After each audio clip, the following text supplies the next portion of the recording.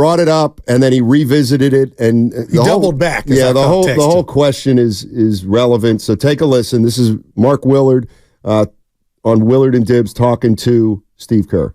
I just think that we're in a position where Wiggs is a private person, and so he's asked to keep it private, and we're going to honor that. So it doesn't help for me to sit here and try to explain any of that. The bottom line is we respect Wiggs, we need him, and we fully expect him back, but we just don't know what that will be. All right.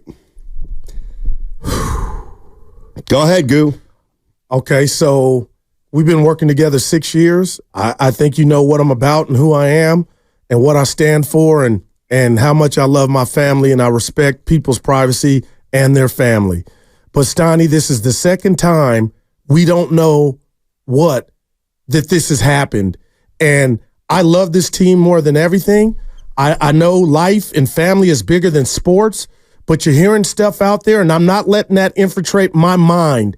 But when I'm out, we have fun with why I'm out, and I'm tending to matter, Steiny. And you always, as a brother to me, say, Goo, I don't have to tell people what you're dealing with, and you always reach out to me.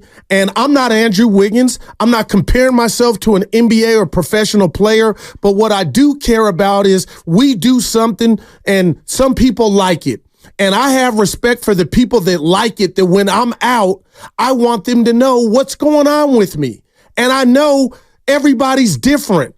I'm tired of people on Twitter and everywhere I go making me feel like a monster or a bad human, not because I'm not disrespecting Andrew Wiggins' privacy. My thing is, I'm in love with this team. I'm emotionally invested. And Steiny, if you're going to leave the team at the same juncture you left last year, you missed the game before the All-Star break last year. You didn't come back to the playoffs.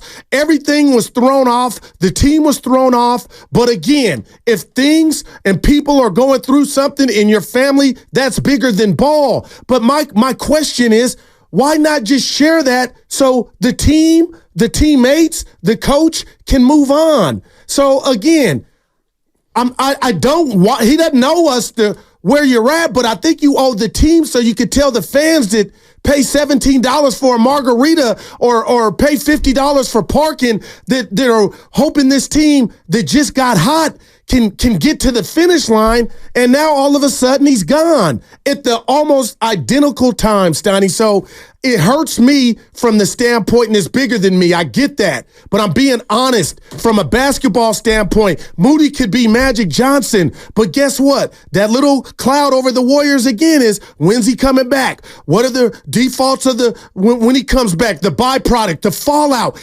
everything is in flux, and they're the 10th seed, and I'm just like, the timing is incredible.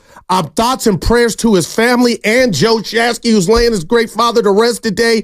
I know and love family, Steiny, but this is just weird, and I don't understand. Listening to Willard and Dibs, Grandy in for Dibs yesterday, the coach just sounded, I'm going to use the word despondent, Steiny, like tired. He had no answers. Now, Andrew Wiggins can show up tomorrow, but quit telling me I'm a monster or making me feel some type of way, because if we were in a different market, Steiny, I really believe the media would have gotten to, all we want is just what's going on? I know you asked me a little bit, but I had to let it out, man. Sleepless night last night, man. Well, we don't know what the team knows or doesn't know, what Steve Kerr knows or doesn't know. I got to assume Mike Dunleavy and Joe Lacob know what's going on. Has that dripped down to his teammates? I don't know. I would think they probably have an understanding of what's going on. Does that matter? Well, I don't know, because we don't know what it is. We don't know how his teammates are feeling about him missing two games as of now for personal reasons. I don't know whether the team's saying, here we go again. I don't know if the team's saying, man, this poor guy's been through the ringer and we have his back at all costs. It's a delicate situation, yeah. Obviously. You got to respect the guy's privacy by the same token. there's no way you can tell me this doesn't affect the team in a way. And it's probably not in a good way. I don't see how it's ever good when there's a guy on your squad, whether it's you or Evan or Willer, who you just don't know if he's going to be there day in and day out. So it's a complicated. Well, I don't know if it's complicated. I don't know anything about it. I really don't. Here's what we know. He's not playing tonight against the Knicks. Does he play tomorrow against the Raptors? And if he plays tomorrow against the Raptors, does he continue to play consistently for the Warriors? And then maybe at that time, it's a blip. But it's nothing. Steve Kerr just didn't sound like it was a blip. Let's take another listen to what Steve Kerr said. Just listen to his voice. To the privacy that the situation deserves. I'm sure you can understand the fan sort of interest after what happened last year and the sentences you've used already today that you expect him back, but then in the next answer you said you kind of hope that he's back. What can you tell us with regard? Is there any chance that this is a similar situation to last year with Andrew Wiggins? I just think that we're in a position where Wiggs is a private person, and so he's asked to keep it private, and we're going to honor that. So it doesn't help for me to sit here and try to explain any of that. The bottom line is we respect Wiggs, we need him, and we fully expect him back, but we just don't know what that will be. And I guess that's where you got to put two and two together when Mark Willard says, is there any chance that we could be seeing kind of the same thing that happened last year? Well, what happened last year was Wiggins missed 25 games. The game right before the All-Star break and never came back. And to the playoffs. I was half expecting Steve Kerr to say, no, it's not going to be like that. I was hoping. But he didn't say, no, it's not going to be like that. So what do you do here? 888-957-9570 is the number. Look, we live in the Bay. We got a lot of compassionate people out here. I'm sure there's a strong sentiment. Hey, the guy's going through something. It's none of our business. Let's just support him however a fan would support a player. On the other hand, this is professional sports. The Warriors have won 11 of 14. Wiggins has been back in the mix. Chris Paul's back. You're starting to play. You're starting to get whole. You're thinking about whether or not you can make a run, and now the situation with Wiggins occurs. The one thing that's interesting is, you said if this were in New York or L.A. or Chicago, Philly, we'd know. I don't know about that. I'm not saying you're wrong. Please, I'm not saying you're wrong. Because the boss agrees with me. I'm just saying that things have changed in the media. So we got two national writers that are prominent, Shams Charania and Adrian Wojnarowski.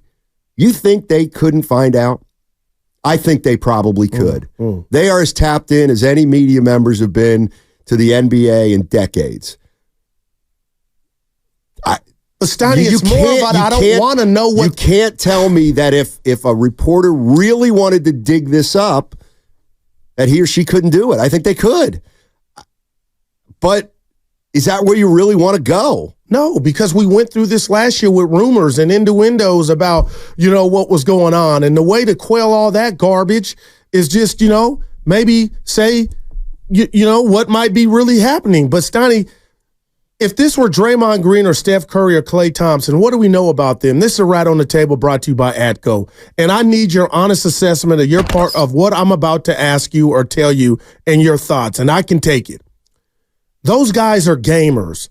We talk about Andrew Wiggins. We talked about him with the great Eddie Johnson. You said, I said, maybe he just doesn't love the game. Does this come off different if it were Draymond Green, if it were Steph Curry, if it were Klay Thompson? You would just feel that, something really is off, with somebody in his circle. He needs that time. But when it's Andrew Wiggins who's aloof, If I had $1 for every time somebody says he doesn't love the game, Steiny, it makes you wonder, okay, if you're not going to just tell the public or the fans, and we could talk about, do you have a right to know? I get it. My thing is the impact on the court and what it's doing to these guys in the locker room. But Steiny, the fact that you said a couple of days ago you feel like he might not love the game, well, I said that. I've said that years ago. Yeah, no, but does that make that's not 2 the weeks jacket ago. on him, though, right? Yes. So if this were Draymond Green or, well, first of all, you know what I mean, somebody that didn't have that jacket, wouldn't this feel different? Everyone's different. Everybody's got a different personality.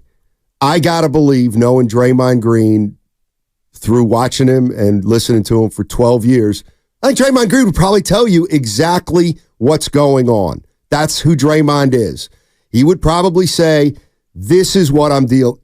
I shouldn't even say probably. He might go, this is what I'm dealing with. That's Draymond. He's very open. Wears his emotion on his sleeves. Wiggins is so different. Wiggins he's aloof. He's quiet.